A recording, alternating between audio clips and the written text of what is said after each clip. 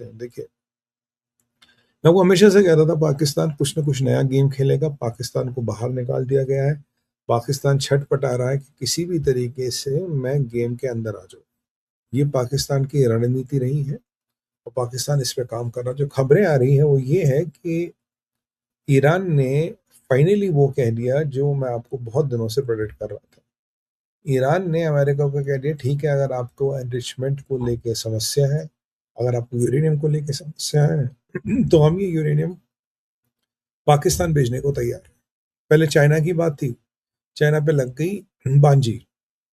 अब ये कह रहे हैं कि ठीक है, हम ये यूरेनियम पाकिस्तान भेजने को तैयार है। साहब, पाकिस्तान यूरेनियम चला जाएगा, वहां से आपको कोई आपत्ति नहीं होनी चाहिए।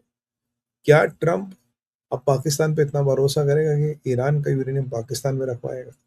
मुझे लगता है अमेरिका इस चीज को सिरे से खारिज सिरे से खारिज कर देगा, क्योंकि ये बहुत बड़ा डिजास्टर है और पाकिस्तानियों ने आखिर अपना जो उम्मत वाला चेहरा है, जो उम्मत वाला उनका चेहरा है, वो दिखाई दिया। क्योंकि ईरान को लगता है कि दुनिया में रशिया, अमेरिका और चाइना से भी सेफ यूरेनियम उनका पाकिस्तान में है, क्योंकि पाकिस्तान से बहुत उनके पुराने संबंध हैं और कभी भी वो पाकिस्तान को यूज करके अपनी कार्रवाइयां आगे करा सकती है। तो ये ट्रम्प एडमिनिस्ट्रेशन को एक और झटका लगा है कि भाई अब क्या किया जाए, क्या नहीं किया जाए। वैसे जहां तक मेरा मानना है कि ट्रंप इसको कभी नहीं मानेंगे, अमेरिका इसको कभी नहीं मानेगा। ये proposal has to be rejected और ये रिजेक्ट होगा, इसमें मुझे कोई डाउट नहीं लग रहा। But let's wait and watch, देखते हैं चीजें कहाँ जाती है। तो पाकिस्तान ने वापस एंट्री मार दी है।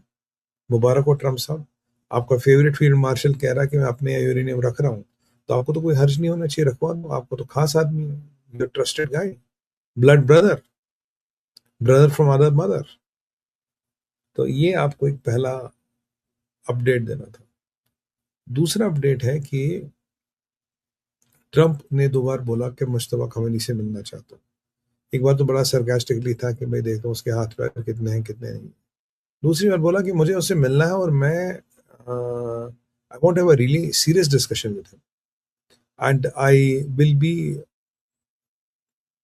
Very cordial and honourable. मतलब I will be very cordial और मैं उसकी इज्जत पूरी करूंगा। अब ट्रंप इज्जत की बात करें तो लोगों को डाउट होता है। तो फाइनली ट्रंप ने जो अपनी इच्छा 2 बार व्यक्त की, तो ईरान के यहाँ से रिप्लाई आया कि ट्रंप साहब, हम आपकी मुश्तबा खमेनी से मीटिंग नहीं कराएंगे, क्योंकि मुश्तबा खमेनी को अमेरिकनों से मिलने का शौक नहीं है, मुश्तबा खमेनी को अमेरिकन एग्रेसरों से मिलने का शौक नहीं है, काफिरों से मिलने का शौक नहीं है। अगर आपको इस विषय में बात भी करनी है तो इसका खर्चा $24 बिलियन। बोलोगे $24 बिलियन? जी हाँ, जो हमारे $24 बिलियन के एसेट्स हैं इनको डिफ्रीज करा लो, मुश्तबा से मीटिंग तब हो सकती है। That is like a precursor, that is a QR for meeting Mustafa. You have to release our assets for $24 billion, जो ट्रंप हमेशा से भागता रहा है कि मैं आपके एसेट रिलीज नहीं कर सकता, मेरी ऐसी तैसी हुई पड़ी है। कह रहे भाई साहब, आपको एसेट रिलीज करने पड़ेंगे $24 बिलियन के। और यहाँ ट्रंप की गोटी फिर जाके फंस गई है कि अब वो करे तो करे क्या, आगे कुआं पीछे खाए, बीच में फंस गए ट्रंप साहब हमारे। तो जो ये मुश्तबा के साथ खेल रहा था वही ईरान वापस खेल रहा है कि ठीक है, हमें आपसे नहीं मिलाना, अगर मिलाना तो $24 बिलियन जमा कर दो, फिर आपकी मीटिंग करा देते। तो ट्रंप को ये जजिया देना पड़ेगा मुश्तबा खमेनी से मिलने की। और मुश्तबा खमेनी तो वैसे कह रहे कि हमारे फादर की चिट्ठियां, ये रूहानी टेलीग्राम है, उसके माध्यम से हमने बहुत तगड़ा मुकाबला किया अमेरिका को, अमेरिका के छक्के छोड़ा दिए। आज तो अमेरिका भीख मांग रहा कि हमारे साथ सीजफायर कर लो।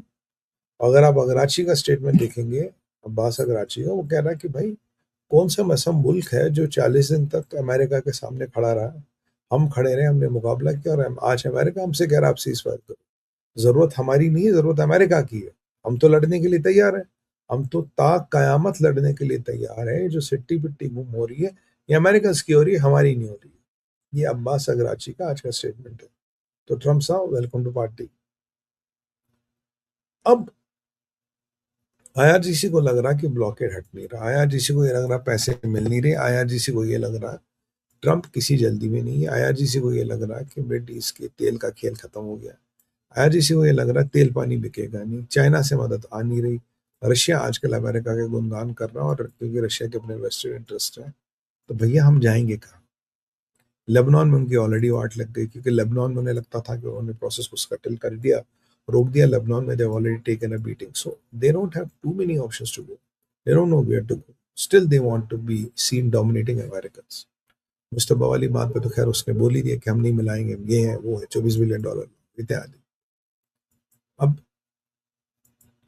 आईआरजीसी का आज कहना है, इसके काफी अधिकारियों ने कहा कि देखो ट्रम्प साहब, जो आपका ब्लॉकेड है ये इलीगल है, इलेजिटिमेट है, और आप सोचते हो कि ब्लॉकेड लगा के आप ईरान की अर्थव्यवस्था की कमर तोड़ोगे, बट हम चीजों को इतना एस्केलेट करेंगे, हम चीजों को इतना एस्केलेट करेंगे कि आपके लिए ये ब्लॉकेड हम पे लगाना भारी पड़ जाएगा। मतलब आज आईआरजीसी सीधे सीधे खुले तौर पे धमकी दे रहा है कि अगर अमेरिका का ब्लॉकेड नहीं हटा, स्ट्रेट ऑफ हॉर्मुज में जो हो रहा है वो हो रहा है, गल्फ ऑफ ओमान के पास, अरेबियन सी के पास, रेड सी के पास, and they are threatening will take the escalations to the Indian Ocean. तो पहली बार आईआरजीसी के माध्यम से इंडियन ओशन का नाम आया है, इनके आपके और हमारे इंडियन ओशन का नाम आया है कि हम ये लड़ाई इंडियन ओशन तक ले जाएंगे अगर आप नहीं मानोगे।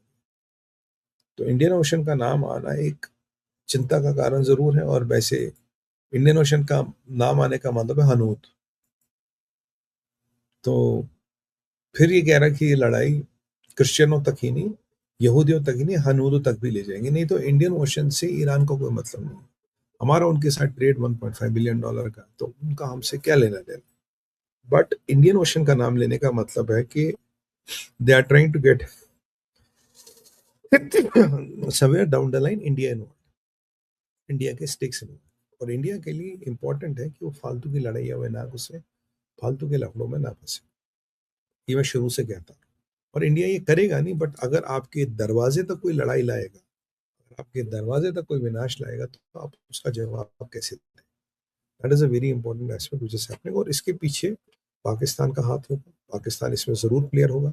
बिना पाकिस्तान के आइडिया दिए ये इंडियन ओशन का नाम आईआरजीसी के मुंह पे आने का मतलब नहीं, क्योंकि आप पाकिस्तान ने नई गेम शुरू की जी, ईरान तो हमारे यहाँ यूरेनियम रखने के लिए तैयार है, अगर आप अमेरिका को मंजूर हो हम यूरेनियम उठवा के अपने यहाँ रख लेते हैं। मतलब मार कुटाई कुछ नहीं होगी, ना डील की जरूरत है, ना डील की जरूरत है। जबकि ट्रम्प ने आज बोला कि भाई पेपर हो या लड़ाई का मैदान हो, जीतेगा अमेरिका।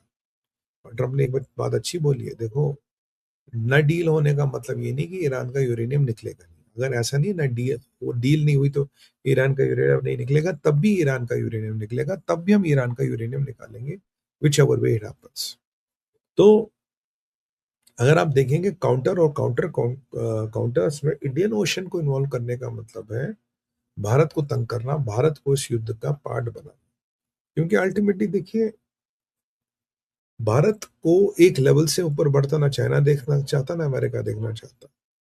अमेरिका के फिर भी इंटरेस्ट है, जितना भारत बढ़ेगा, एक तो अमेरिका चाइना को नीचे करेगा, और अमेरिका में जो चाइना का व्यापार है उस पर भी कब्जा करेगा, उसका भी लॉइन शेयर भारत की तरफ मूव हो जाएगा। So that is a double whammy for them. They don't want India to rise. Both the America and China. America still has some interest with us. China का कोई इंटरेस्ट हमारे साथ नहीं। तो एक बहुत इंपॉर्टेंट प्रकरण मैं आपको बता रहा हूँ, इंडियन ओशन तक बात कहीं ना कहीं आ गई है, जो भारत और भारत के इंटरेस्ट के लिए अच्छी बात नहीं है।